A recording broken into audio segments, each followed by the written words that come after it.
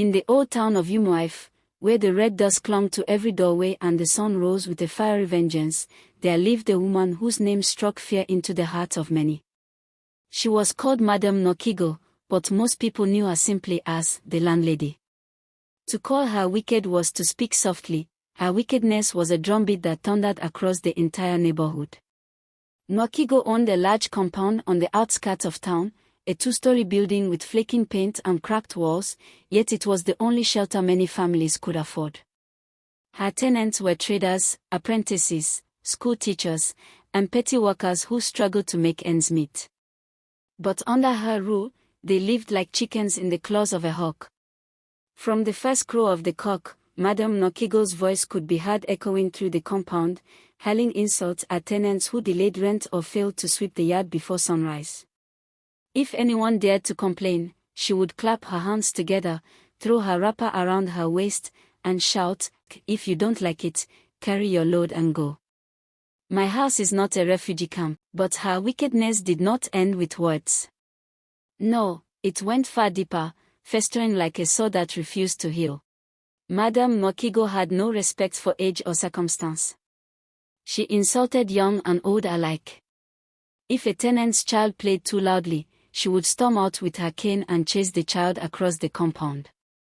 If a pregnant woman asked for leniency with her rent, Nokigo would sneer and say, "Go and tell the father of your baby to pay, not me." On market days, when tenants returned tired from selling their wares, she would stand at the entrance, blocking their path, and demand, "Where is my money? Do you think you can eat food in my house without paying?" Thunder fire poverty. Yet the most abominable of all her acts, the one that caused stories of her to spread far beyond Umuif, was what she did whenever she found her tenants eating. It began as whispers. A few tenants claimed that Madame Nokigo would stroll into their rooms uninvited, carrying the smell of cheap perfume and kerosene soap. She would find them eating, squat like a goat in front of their plates, and without shame or hesitation, dip her dirty leg into their food. Yes, her leg. Not her hand. Not her spoon. But her bare foot, thick with cracked heels and dust from the compound. She would stir their soup with her toes, laugh like a hyena, and say, "So you people can afford meat, yet you tell me you don't have money for rent." Nonsense. Many thought it was rumor until it happened to them. One evening, Mr. Obina, a school teacher who lived with his wife and 2 children in a small back room, was eating hot yam porridge. Suddenly, Madame Nokigo barged in, looked at the steaming food, and cackled. Before Obina could stand up, she removed her slippers and plunged her right foot into the pot. The children screamed in horror, and his wife dropped her spoon. "Madam, this is wickedness," Obina shouted, trembling with anger. But Nokigo only lifted her chin and said, "Pay your rent on time. Otherwise, I will do worse." The story spread like wildfire. Soon, every tenant had their own tale of her abominable behavior. Some swore she smeared stew on her ankle and licked it off, others said she dragged pieces of meat out with her toes and threw them to her dog. The tenants suffering. Life in the compound became unbearable. Children refused to eat, fearing the landlady's sudden intrusion. Mothers cried in silence, fathers clenched their fists in helplessness. But nobody dared confront her directly, for Madame Nokigo was rumored to have strong juju. Some said she visited a shrine deep in the forest every market day. Others whispered that she once sacrificed her own brother to secure wealth and power.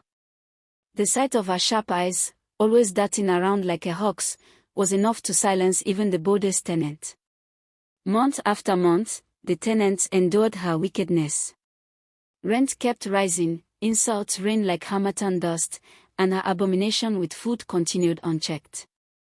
But, as every elder in Umuif would say, a wicked tree grows tall, but the axe of justice always finds its root. And so it was that fate began to sharpen its axe against Madame Nokigo. One evening, as the sun dipped low and painted the sky with streaks of blood red, a new tenant arrived at the compound.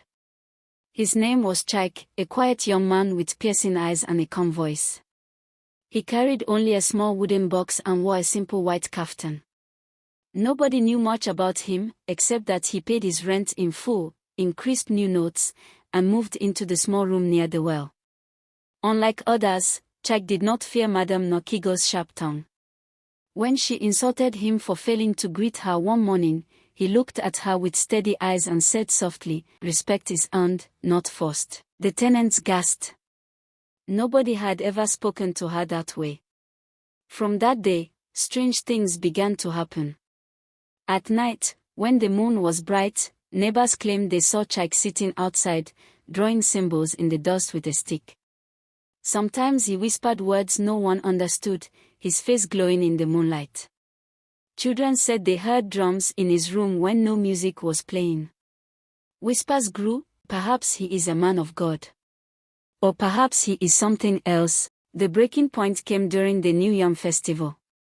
The tenants had gathered in the compound to cook together, a rare moment of unity despite their suffering.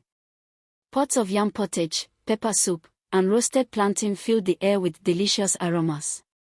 As laughter and music rose, Madame Nokigo stormed out, her face twisted with jealousy.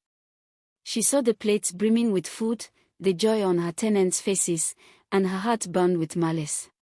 Without warning, she removed her slippers, lifted her wrapper above her knees, and plunged both feet into the biggest pot of soup.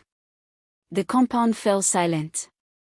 "Oh, this woman has finished us," one tenant wailed. But before her laughter could fill the air, a strange wind swept through the compound. The flames under the cooking pots roared higher, and the shadows of the trees stretched long and twisted. The tenants backed away in fear. Then Jack rose from where he sat, his white kaftan glowing in the firelight. His eyes blazed like hot coals as he pointed his staff, for nobody had noticed he carried one until that moment, at Madame Nokigo. "You have eaten the sweat of these people," he thundered. "You have mocked their hunger, polluted their food, and brought shame upon your own soul. Tonight, the spirits will judge you." The tenants cried out in terror as the smell of burning flesh filled the air. "Forgive me. Forgive me," she wailed, struggling against the unseen force. But the spirits were not moved. Jack raised his staff once more, and the wind howled like 1,000 voices.